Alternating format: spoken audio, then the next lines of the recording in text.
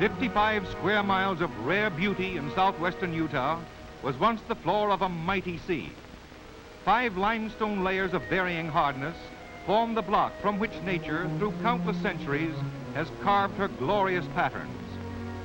In this national park of surpassing beauty, thousands of visitors each year enjoy the delicate tracery and vivid coloring of Bryce Canyon, often called nature's cameo.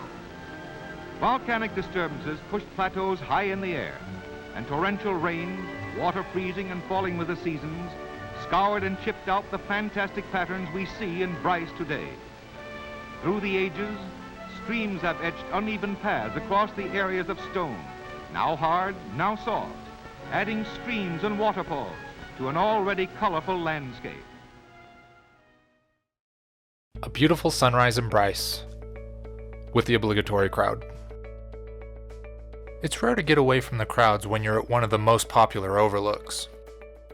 And some people gripe that that's enough for them to never visit a national park again, which really just seems like punishing yourself. And whatever you think of the crowds, don't badmouth those who are here experiencing this for the first time. Everybody should get this opportunity. The cold morning had stunned all the cicadas out of the trees. It looked like dead bugs everywhere. Don't step on them. They're alive and just waiting to warm up enough to get off the path.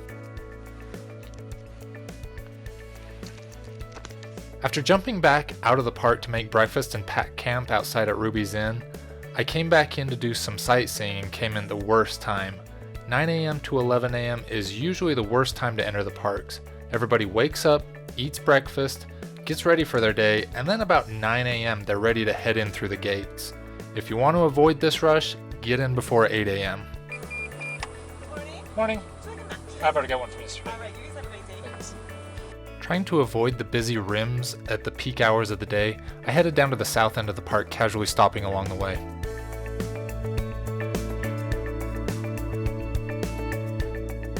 Another empty picnic area in Bryce. This one's in the fire zone. There are 2 out here along the drive, and both are always empty. I can't figure out what the trigger is, but tourists just don't picnic anymore. It's not like we don't have to eat. Maybe people think that they're in too much of a rush, so they throw something together out of the back of their trunk so that they can rush off to check off the next thing in their top 10 list they found online. If you think national parks are overrun and there's no place to be alone with nature, head to a picnic area. People avoid them like the plague. There are lots of beautiful viewpoints at Bryce besides Sunset and Sunrise Point at the main amphitheater. Pariah View is probably my personal favorite. Fairyland Canyon is another really good place for some hiking. Rainbow Point gets a lot of traffic, but mostly because it's at the end of the road. The Bryce Canyon Bridge is a popular one, but in my opinion, one of the easiest to skip. It's a cool formation, but it's really terrible to try to get a good photo of it. It's a very awkward overlook, especially when some crazy tour guides are there. Tour guides are successful by how entertaining they are, not how factually accurate.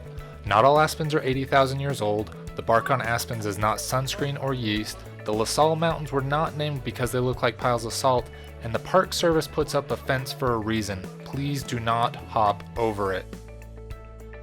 Bryce is the top staircase in the grand staircase we saw from the Kaibab Plateau 3 days ago.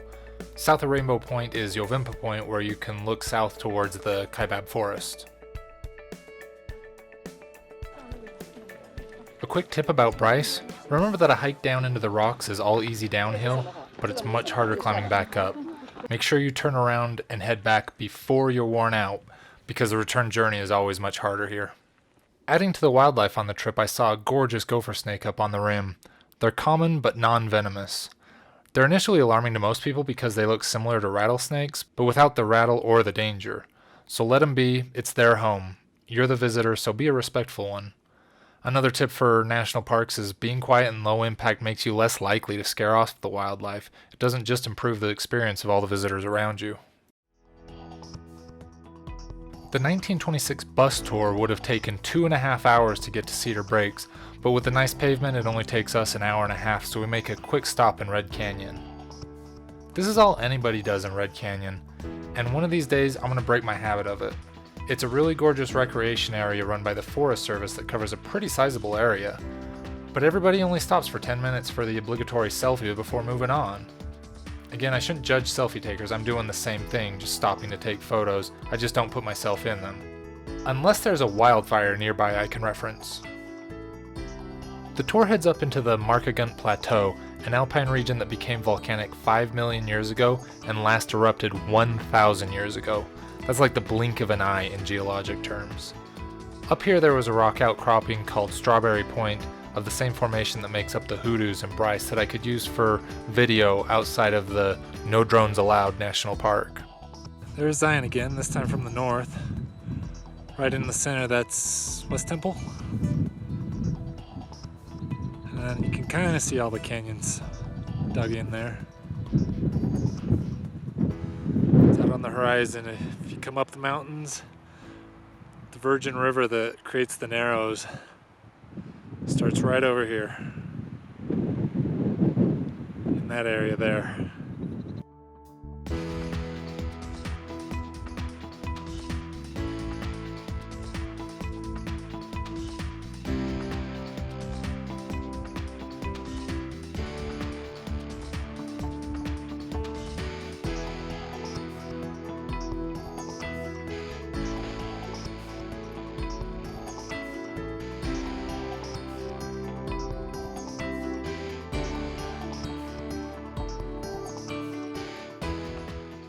Navajo Lake is another interesting feature. It's the source of the Virgin River we saw back in the Narrows. It originally drained east into the Sevier River and the Great Basin, but the lava flows from 1,000 years ago dammed it off, and now its only outflows through lava tubes beneath its surface to both the Sevier River and the Colorado River. To get to the Colorado River, it goes underground through the mountain, straight out the side of the rock cliffs, down into the Narrows and Zion National Park, then meets the Colorado River at Lake Mead, eventually draining into the ocean. Where a river usually starts out as a trickle in some high mountain field, the water from the Narrows starts out as a torrent springing from the rock after draining from a lake like a drain in a bathtub.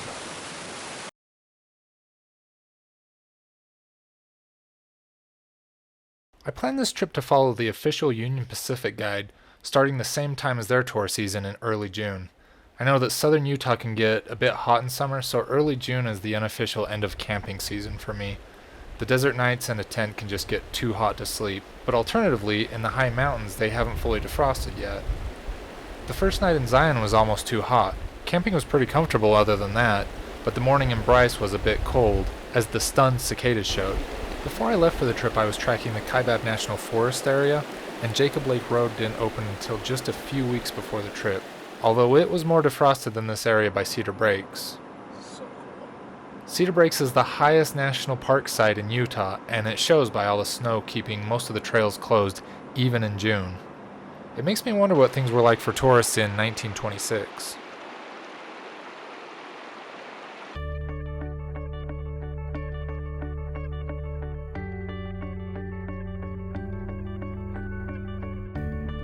Cedar Breaks is a small monument, but a great one and highly overlooked in my opinion. Most tourists now do the same as the Union Pacific tour, which was to stop by the visitor center for 30 minutes, have a lunch, before continuing on their way. But its small size and low visitor count make it a great place to really make your own. In just a couple nights you can hike most of the trails and learn all about the place as if it had been set aside just for you. And apart from the main parking lot, you'll hardly see anybody else for more than 10 minutes. Although this time of year it was still snowed in, none of the trails were open, so instead of hiking out to the gnarled bristlecones up on Cedar Breaks, I took a nearby trail to the bristlecones in the National Forest with an amazing view down into the canyons of Zion where the trip all started. Bristlecone pines are the longest lived individual species on Earth and occur at these high altitudes and usually extreme conditions, although in good conditions like this they look more similar to regular pine trees.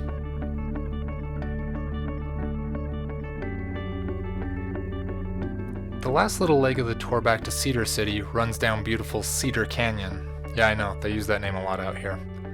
Which is actually owned by the College of Southern Utah, but it's a beautiful canyon worthy of checking out all by itself. Definitely a great canyon to cap off this amazing trip.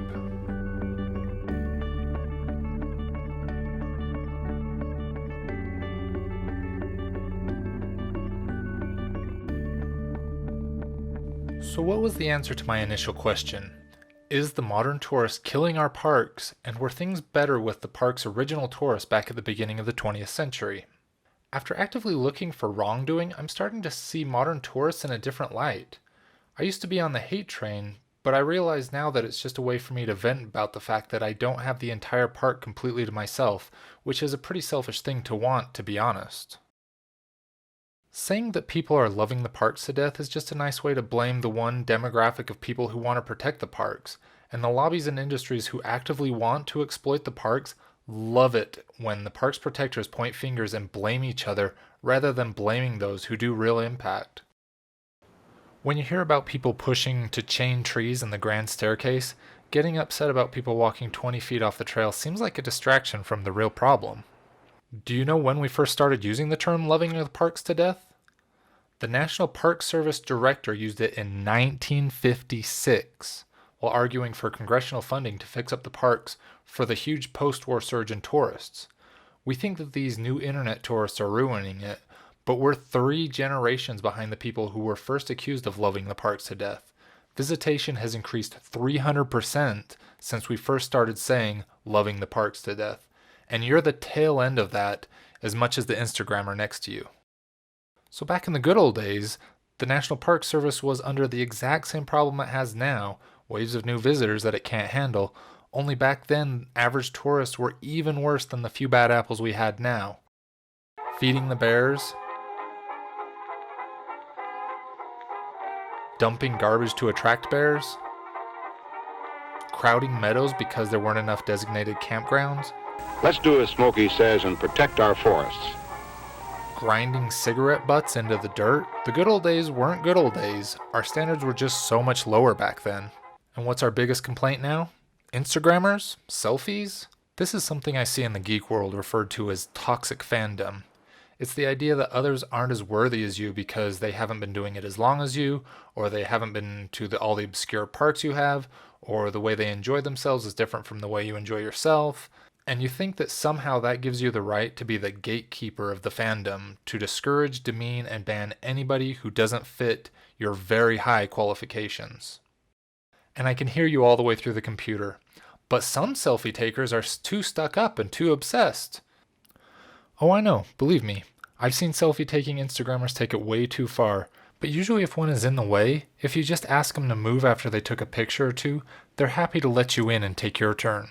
But I've realized that taking selfies or group photos doesn't actually do any impact on the park. A girl taking 20 photos of herself has zero impact, unless she's in the middle of a road. I know this because it's not a new thing. We've been doing it all along. It's just easier now with camera phones and the ability to share them instantly without having to wait a week for them to be developed. Young outdoorsy college-aged kids taking pictures of themselves doing what they enjoy isn't new. Not to say my parents invented it, but they were doing it long before I ever existed. I've been looking at my non-selfie pictures of the parks now, and while they're beautiful, I wish there was at least one image in there of me enjoying myself. My hatred of selfies to this point means I don't have any pictures of myself showing that direct connection between me and that beautiful scenery. You just have to trust me that I was there. This was thrown into sharp contrast just editing this video while digging through old family photos. There are pictures of me as a kid enjoying places I don't remember visiting that are on my current bucket list. Taking pictures with loved ones to document an amazing time you saw, the most beautiful place in the world, isn't a bad thing.